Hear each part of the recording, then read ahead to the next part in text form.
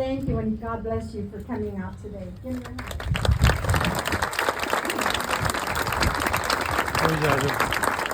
Ricky God bless Valance. all of you. You guys are ready for a concert tonight? Yeah. Get ready, man. We got Pat Boone in the house. We're going to rock this show. I hope you guys are ready. I'll see you there. God bless you all.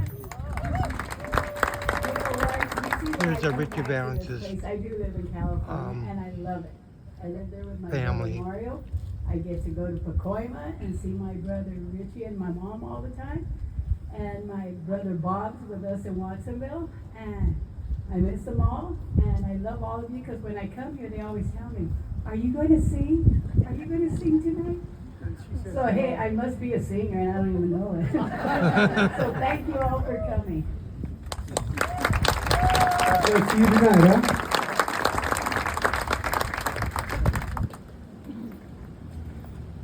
I don't know our next speaker well, but I am told he is the real deal. Known throughout the world as an expert on Buddy, Richie, and the Bopper, as well as rock and roll. He is a true lover of all things surf ballroom. Please welcome the real deal, Randy Steele.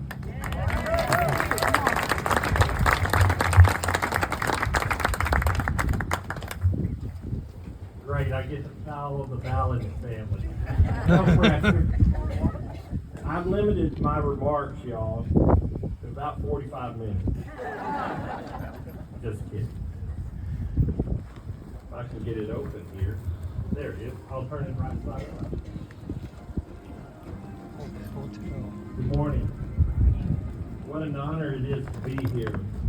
I've got a couple of thank yous since a short one here. Got a few thank yous I want to recognize some people.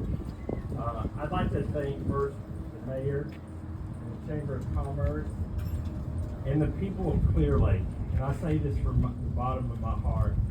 I travel here multiple times a year from Austin, Texas. I've been blessed to have become friends and close friends, meaningful friends with the Holly family, the Richardson family, and of course the Valance family. This is a personal thank you. I want to tell you that for years I fell in love with the story of the Winter Dance Party over 40 years ago, but I didn't want to come to Clear Lake because I told myself I don't want to go where they died, I want to go where they lived. And about 20 years ago in Clovis, New Mexico, I met Paul and Shane and Jeff and Lori. And there was something about them. They were kind of like the Four Musketeers there. They were in my territory over there in West Texas and eastern New Mexico. And they convinced me to come to the surf. And I want to tell you, as a Texan, it was love at first sight. And to be a part of the advisory board on the new MEC and on these statues, what an honor it's been. And from the bottom of my heart, for fans, not just myself, but all fans, the Chamber of Commerce, the mayor, current and former, the city council, Jeff and all the team that have served. It's an amazing thing. I could get really emotional about this. It's an amazing thing what you guys have done for all of us, for all of you. It's bigger than clearly the surf district and all that. This continues. This is a shining light on the story of these three guys, because what I found out is that I was wrong. I didn't come, when I came to Clear Lake, I discovered this is actually where they live. This is where they live, right here. And today, there's an exclamation point on that story.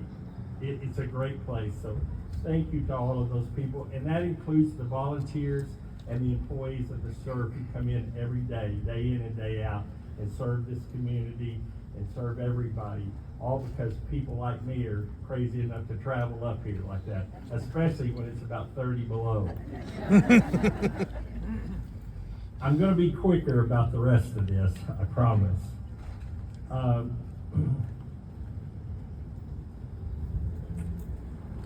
I couldn't stand here before you without mentioning we're going to honor Buddy and Richie and the Big Bopper, but I think that he at least deserves a mention.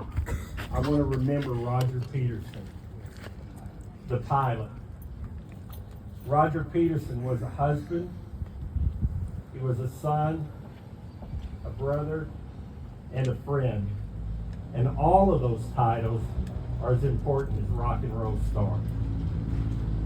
He was a member of this community, so I'm a believer that as long as we say their names, they live on. And I want to remember Roger Peterson this morning. Let's go to the Big Bopper. For those of you who don't know, or those of you who do, it'll be a quick review. But if you don't know, J.P. the Big Bopper Richardson was a DJ, a disc jockey in Beaumont, Texas. He hit the national scene because on the backside of him being a crazy DJ, he fell into rock and roll. All the kids loved him. He developed this persona of the Big Bopper. That was his radio personality. But on the backside of that, he was a singer-songwriter. And he was writing some amazing things. I'll jump ahead of that part to tell you, he left about 40 songs that the lyrics were written to. He was a prolific songwriter, hadn't had the melody attached to him yet. That's another subject for another day. But he was known around the world. He hit the national charts with his song Chantilly Lace. There are certain songs you hear the opening riff or whatever it is, you instantly know. I see someone who plays one of those on a regular basis right now. You know when you hear La Bamba, you know when you hear That'll Be the Day, and you know when you hear somebody go, hello baby, what's coming next? Big Bopper. That was a Big Bopper. He also wrote 2 songs that went to number 1 after his death. He was the writer for White Lightning. It went to number 1 under George Jones. He also wrote Running Bear, which went to number 1 under Johnny Preston, which was also an amazing song. He was a family man.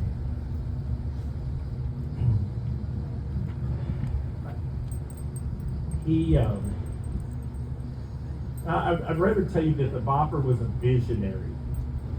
A lot of people don't know this, but on January 24th, 1959, there was a magazine, a weekly magazine in England that came out that had an interview where they said that the Bopper deserved the most award for the most original brain because he said that video was the future of music and promotion. Think about that for a second. We just had the 45th anniversary at the first of this month of MTV. But 22 and a half years before that, the Big Bopper said it's going to come to that. That article, by the way, there's a sentence in there that says, of course, jukeboxes will have to be turned to vision. Pretty neat. He was the oldest person on the tour. His wife, Titi, was left behind along with her daughter, Deborah, and she was pregnant with her son, Jay. Jay was born 84 days after the crash, and his story continued his father's story. Jay became a performer in his own right. He joined John Mueller's Winter Dance Party. They traveled all over the country and the world playing the set, and he did it as a tribute to his father. And what he told me, he never knew his dad, but the closest he ever found him was on stage. Here at the 50th anniversary, he was really sick. He had the flu, which is exactly what his father had 50 years earlier. I told him, I'm kind of wacko. I said, you're channeling me, but that's what you're doing. But he loved the surf ballroom. He loved it, and I'm honored to speak on his behalf today. I loved him dearly.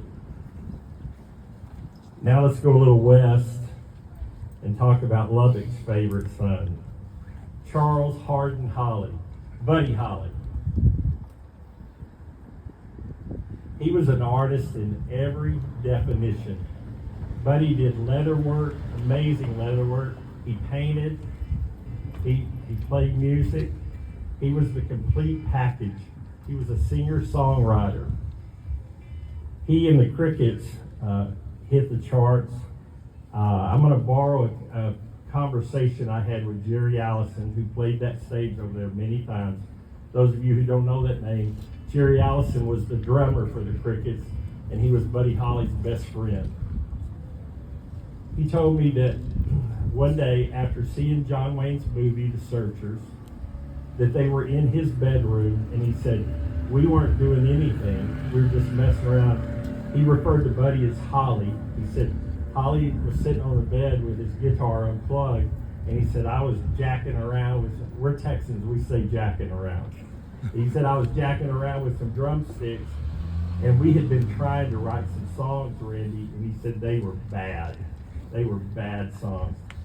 And that movie, The Searchers, if you've ever seen it, John Wayne says in that movie 3 or 4 times, you know, they'll say something like, Ethan, don't go to town, they'll kill you. And John Wayne says, that'll be the day.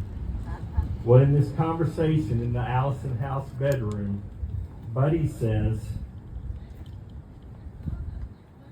hey man, let's write a song.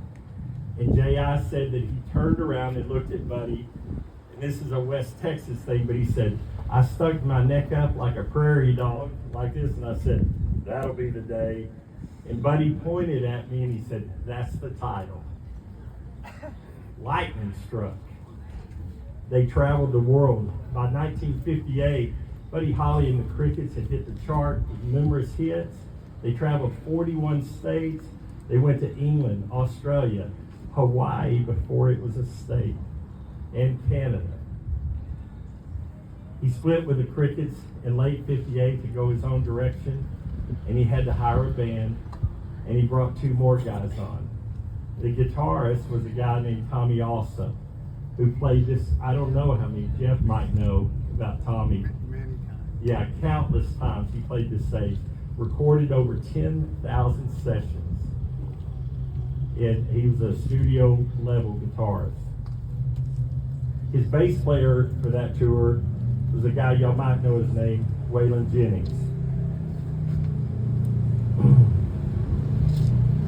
Buddy was a star by the time he got on the 1959 Winter Dance Party. In the first 11 days, they changed buses 7 times in 11 days because of the freezing temperatures. I believe, and this is my story, it's not the official story, I believe the game changer of that tour was February 1st. The Winter Dance Party went to Green Bay, Wisconsin, but after the show, they didn't get in those buses to freeze. They stayed in a hotel that night, several hotels. And they stayed in a warm bed, got a hot shower or bath, whatever they did. And the next morning, they were headed to Clear Lake. Actually, Mason City, then Clear Lake.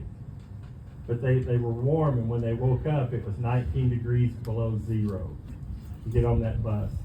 Took them all day. The bus broke down. They had a new bus. It broke down again. They were late getting here. They missed a record shop appearance over in Mason City. They arrived right here about 6:30 in the evening. Had just enough time to get something to eat and get ready for the show. News got out. Buddy, as I said, was an international star by this point, and he was tired of freezing. I believe it's also because he came from a southern climate. You had 2 Texas boys and a California kid that wanted to be warm. And for their separate reasons, they decided Buddy chartered a plane. Tommy also told me, standing in the dressing room over there, that Richie kept saying throughout the show, are you going to let me fly, guy? Are you going to let me fly? And he said, I didn't think anything about it. When the show was over, he was standing in the doorway and he said, Richie asked me one more time, hey guy, are you going to let me fly? And Tommy said, I don't know what came over me, but I grabbed a 50-cent piece out of my pocket and I said, I'll flip you for it. And what he told me, he said, we were standing right here, Randy, and he said, I flipped the coin And he said, we looked at it, it went up in the air, and he said, I said, call it. Richie said, heads.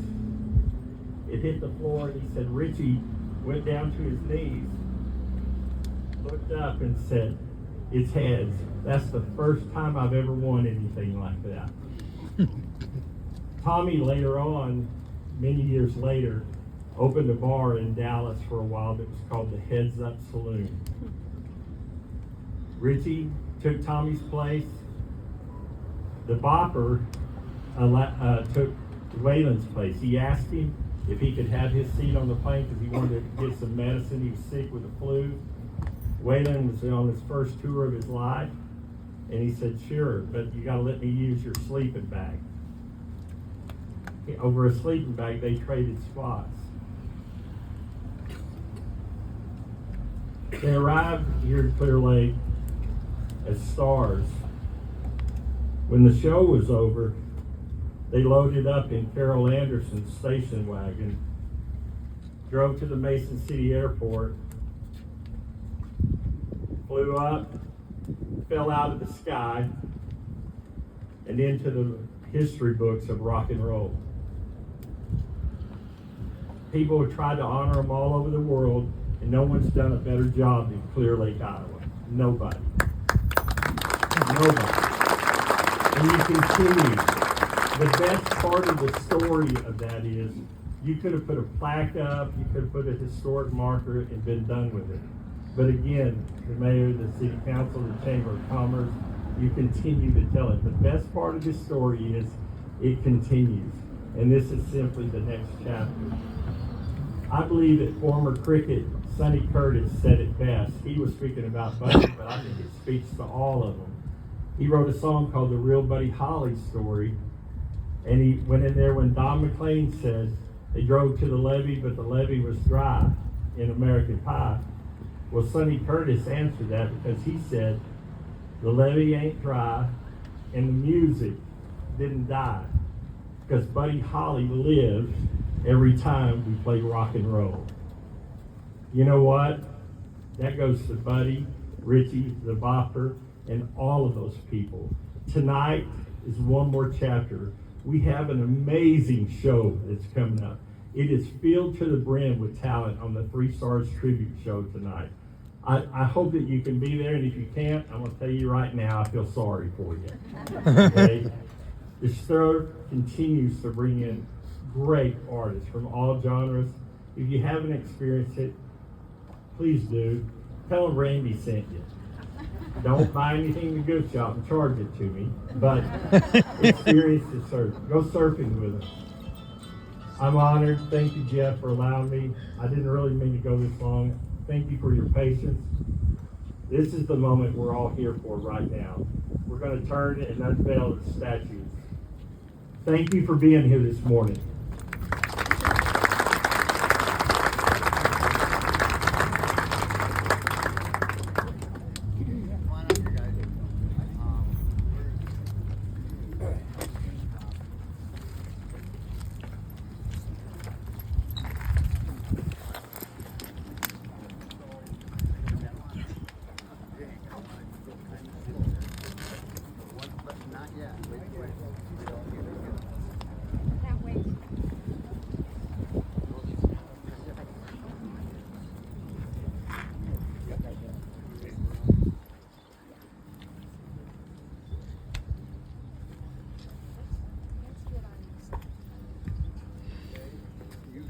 You guys make the call when you're ready, but tell everybody else. Are you all ready? Yes. Come on now, we can. Are we ready? Woo!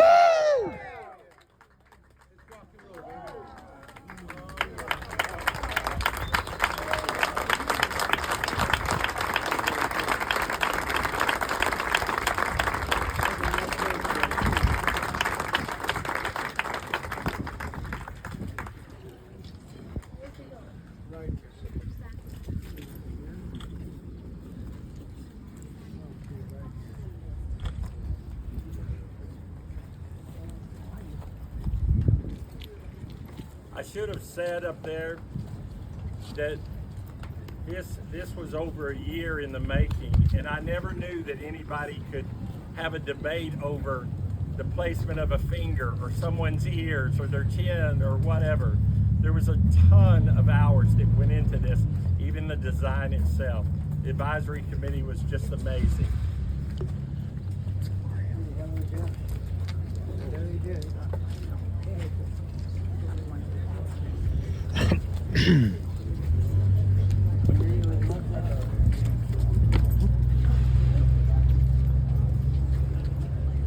Thank you all for coming. That concludes our ceremony. You guys can come take a closer look at these amazing statues. Hey, what are you doing with it? Hey, what's up, my brother? I want to steal her. I want to steal her, brother. Oh, great to see you.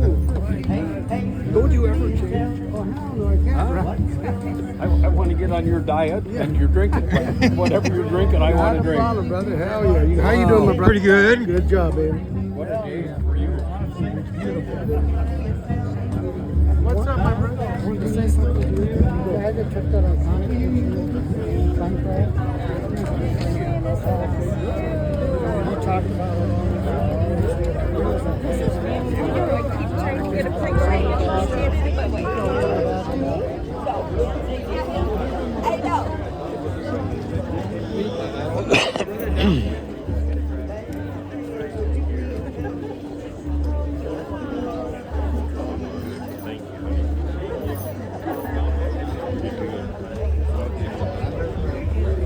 Pardon me, sir.